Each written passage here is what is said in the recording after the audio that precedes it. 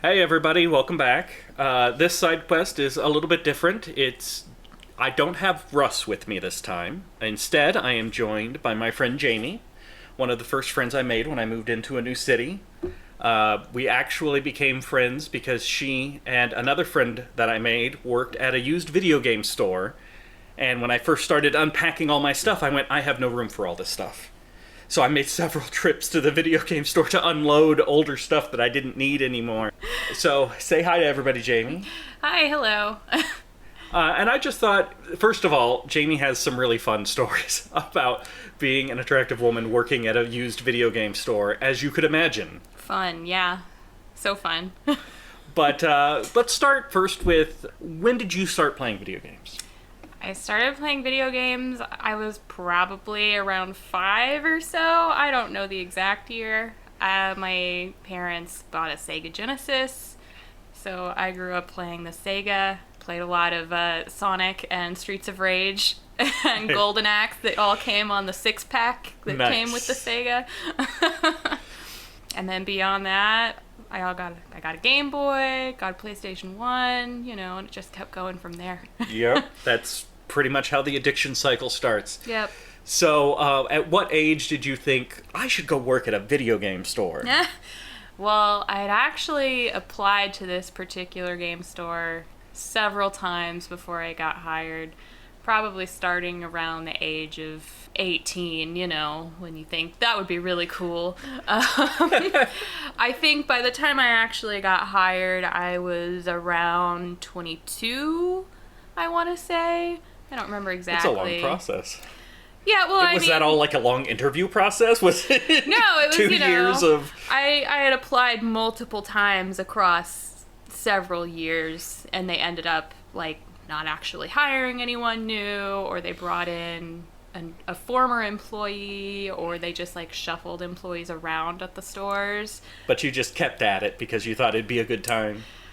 I was already working a crappy retail job that I hated, so it was a retail job that I thought I wouldn't hate. And I didn't hate it, so I'll put that there. For those at home, I could not have nodded harder to crappy retail jobs because, God, I have done my share of them. Now, just for the sake of some anonymity, we're not naming the particular store or the city. We're just going to call it the store. Yes. That way, Jamie, which might not even be her real name, is free to tell whatever story she wants. And I've heard these as I've gotten to know you over the years. I've heard a couple of them. Could you please start with one of the Craigslist missed connection stories? Oh, gosh. Okay. So, for context, this store specifically was geared towards retro video games, and Craigslist missed connections. Do we need context for what that is? So, yeah, I'm not even sure how relevant Craigslist is anymore. Craigslist tried to emulate God, and explaining it is, it tried to emulate what newspapers used to do, so I've now dated myself even further irrelevant.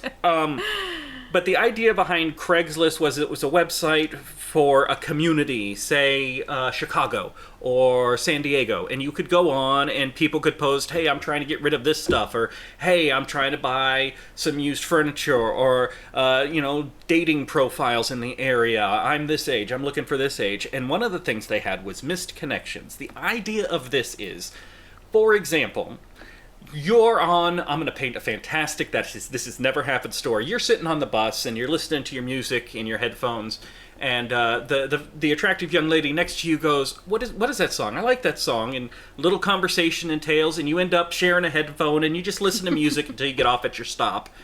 And you realize, crap, I didn't even ask for like a number or anything. You'd go home, you go on Craigslist, and you'd be, I was riding this bus at this time. We shared headphones. I never got your number. And you would hope that she would be trolling through misconnections as well, so that she would see it and go, yes, it was meant to be. I was hoping I would find it. It's a Lonely Hearts Club where you basically take your shot and hope the other person is looking for you. Yeah, so I used to read the Craigslist misconnections just because they're fun. They can be really amusing. But one day I was reading them and I found one about me. The person, talking about like, oh, I was in your store and We had a really cool conversation. We talked about Mario. I'd love for us to get together and talk about Mario some more. Oh, the way straight to a young woman's heart. Well, Let's talk about a fat Italian plumber. And I'm just like, dude, it's literally my job to talk to you about Mario. I'm getting paid to talk to you about Mario. And it's just, most of the people were nice, but you just have some sympathy for them sometimes. There was another time where I was out at a bar with some friends and the guy I was dating at the time, and me and the boyfriend were walking out of the bar, clearly together, like his arm, around my shoulder, and this random guy walks up to us and starts talking to me, and apparently he had been in the store, and I did not remember him at all. But yeah, he comes up and just starts talking to me, and he's like, "Oh, hey, Jamie, yeah, cool, it's so cool to see you again. How are you? I was in the store, and I'm just nodding along like, "Oh, yeah, cool, yeah, it's great." And, the boyfriend getting more and more, pulling me a little closer. It's like, okay, time to go. I'm standing right here, buddy. Right. Yeah, so it's these guys coming in and mistaking any amount of attention for interest. Yes, and I was not the only female employee at these stores, and all of us have very similar stories. Did you ever have guys challenge your gaming cred? Absolutely. The thing that happened a lot was not necessarily challenging my gaming cred, but just my authority, I guess, was at one point I was the manager of one of these stores, and guys would constantly come in and ask about, if we were hiring or anything like that. People always wanted to work there. Because they didn't know. No, it was a really fun place to work until I became a manager, and then it wasn't. Yeah, so they would always come in and ask to talk to the manager about hiring. And I was like, "Oh yeah, I'm the manager."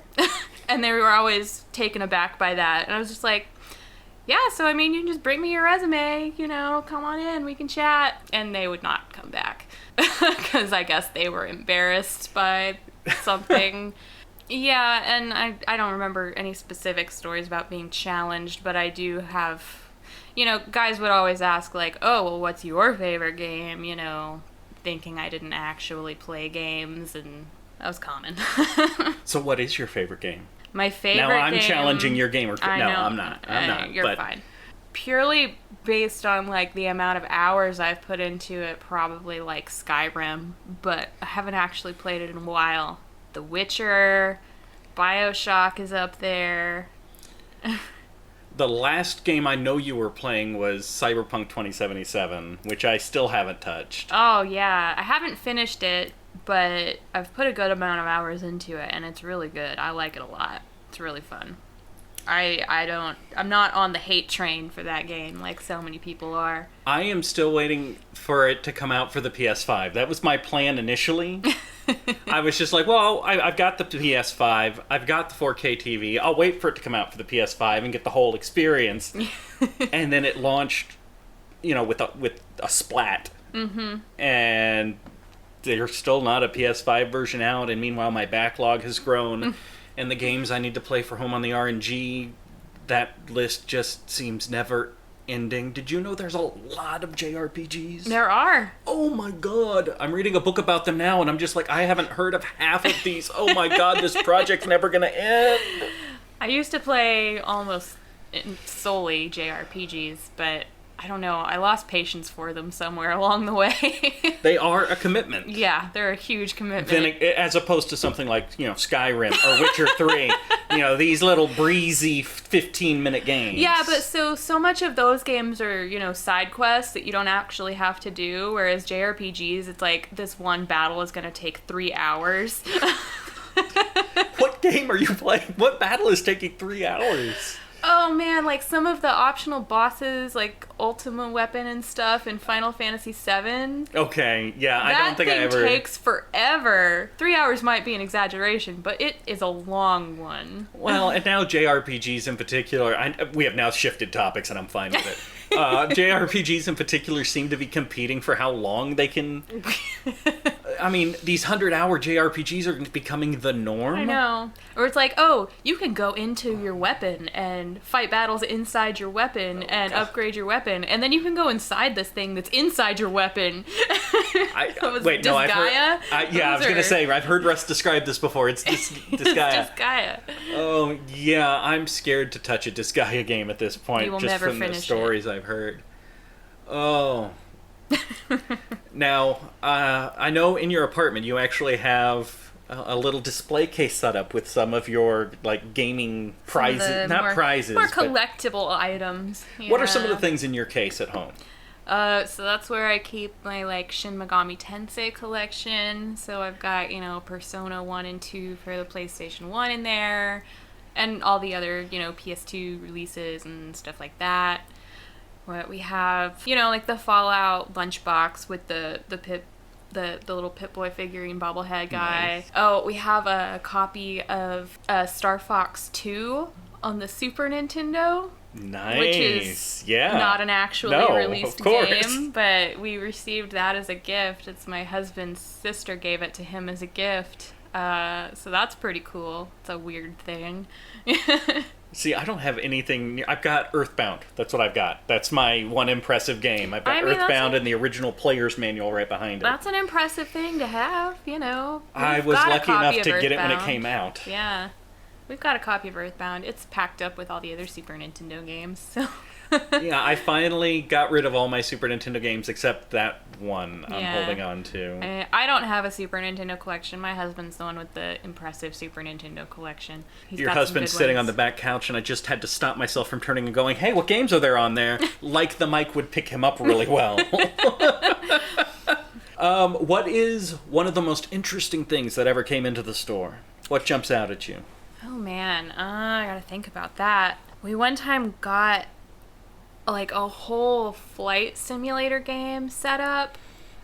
So like a whole control panel? And... Yeah, but it was huge, and it never sold because it was so expensive, because it went with one really specific game that I don't think I ever saw the copy of the game come in. So basically the airplane version of, what is that Mech Warrior game that's got the huge Steel Battalion or something like that? No, that's what it was. It was a Steel Battalion it was a Steel Battalion setup. I was remembering it wrong. Okay. It was a Steel Battalion setup. I've only ever heard of these. Yeah, it was huge and expensive, and no one ever bought it because nobody For the record, your husband was waving enthusiastically at me in the background, and when I got Steel Battalion, I felt very fortunate. Oh, yeah. He has now come up to show her a note to jog her memory. I know. He is being quite a sport. I mean, I was there every day for like 3.5 years. Some of these things just get lost. So he actually remembers some of it better than I do. Well, sorry. We have a puppy on the loose here. Go ahead. Yeah, no, we got a copy of the game Bubble Bath Babes in Once, which was a bootleg, not official Nintendo release, pornographic Nintendo game. It's, sort of like a bubble pop type game where you use pop the bubbles, the girls in the bathtub get increasingly more naked. And you're saying Nintendo did not give this the Nintendo seal of approval? No, it was... Yeah, so I was the assistant manager at this one location at the time, and I... was just working with my one other coworker that night, and I went into the back to have lunch or whatever, and I came back out, 30 minutes later, and I was just looking through the tub of trade-ins where we would put the stuff that came in that still needed to be cleaned and processed. I was looking through the tub because I saw some stuff had come in, and there was a whole big stack of NES games, and in this stack was Bubble Bath Babes, and I stopped, and I was like, I picked it up, I was like, where did this come from? And my coworker was just like, oh, well, this lady came in, she was cleaning out her son's closet and brought in all these games. Oh my god, somewhere there is such a pissed son. Oh my gosh. And my employee had no idea what it was, and so they did not pay enough for it. I don't know, 50 cents. It's an NES game, just take it. It's not even official. How much could it be worth? Yeah, so I took it over to the computer and I looked it up on eBay, and it was selling anywhere between $600 and $800 at the time. Those are Earthbound prices. And who knows what it's selling for now. I mean, I'm sure we could look it up, but yeah, it was crazy. It also came in with another, like, pornographic, not official NES game. So her son had a genre that was really... Yes. It also came in with Hot Slots, which is a gambling casino game. And that one was selling for, I want to say, around like $400 at the time on eBay. So yeah, got those in, emailed them over to like the owner and the person who had to price things that had never been in the store before. Yeah, got them priced. Bubble Bath Babe sold in like a day. Wow. Yeah. By the way, for people who think the Leisure Suit Larry games were suggestive, Hot Slots. Wow. Yes. That's an uncomfortable name. Yep, I know. It's hard to say. You have to say it slowly to... You have to be very careful. Let's see, what other stories can I try and prize out of you? So one of the other things that the store that you worked at would sometimes participate in was a small-scale retro gaming-themed convention. Yes. Right? And it's not a big deal. If you're not from the area, you probably never have heard of it. But they put it together, and your store would have a booth there where you'd be trying to offload a whole bunch of stuff from the back room that nobody wanted. Basically. Do you have any fun convention stories? No?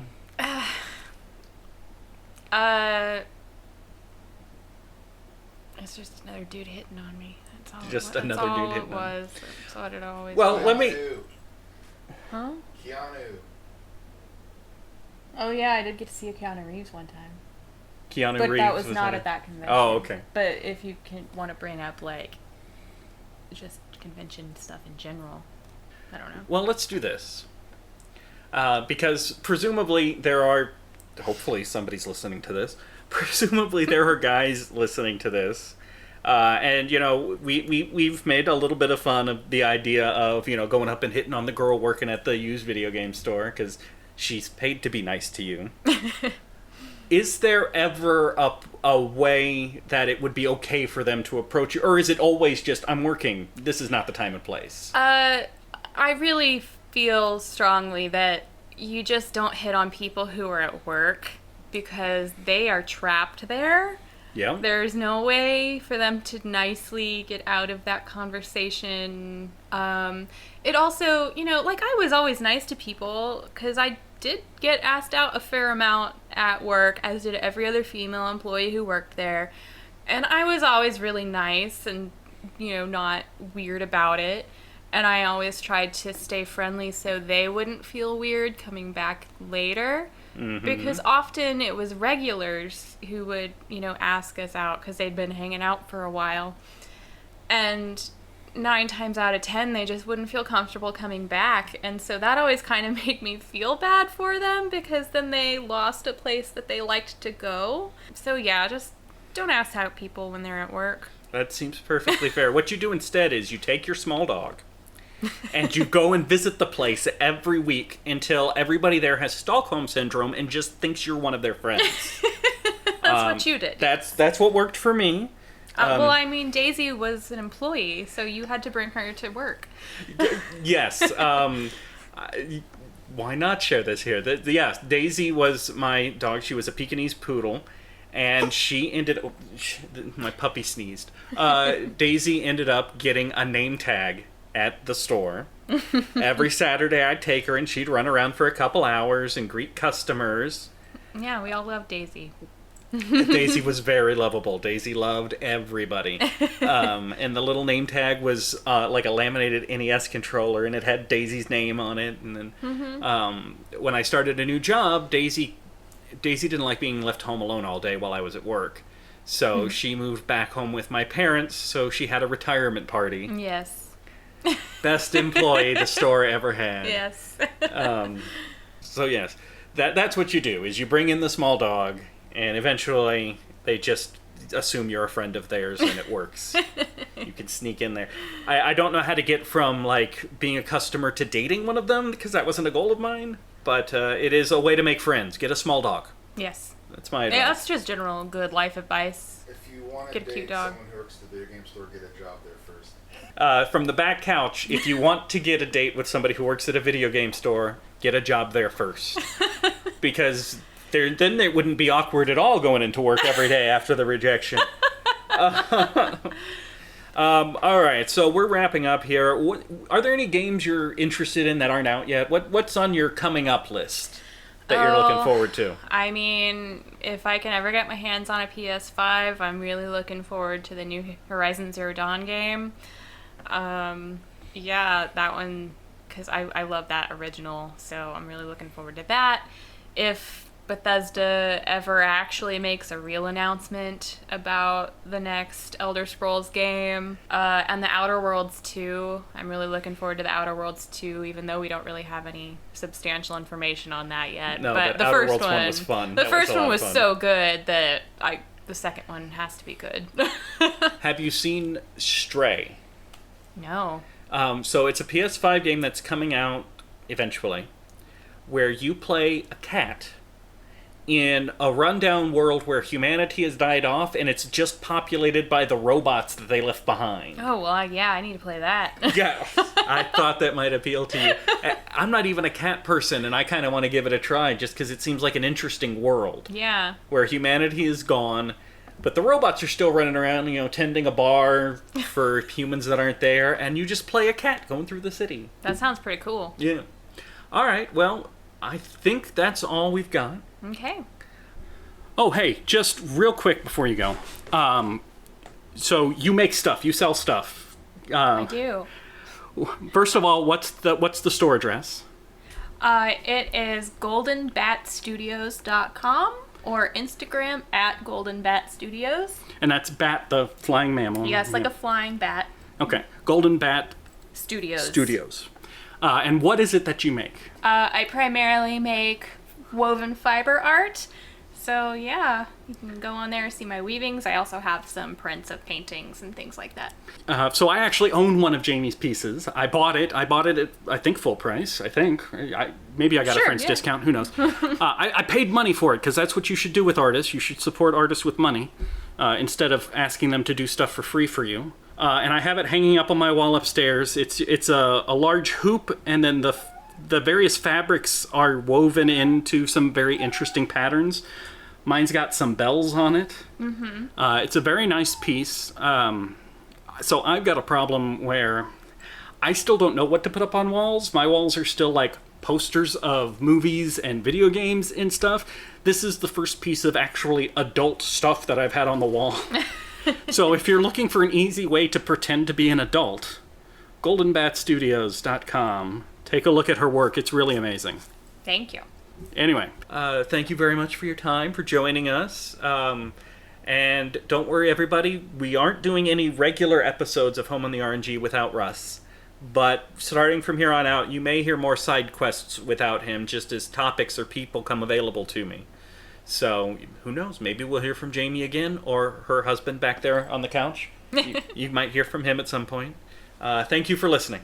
We'll talk to you guys later. Bye. Bye.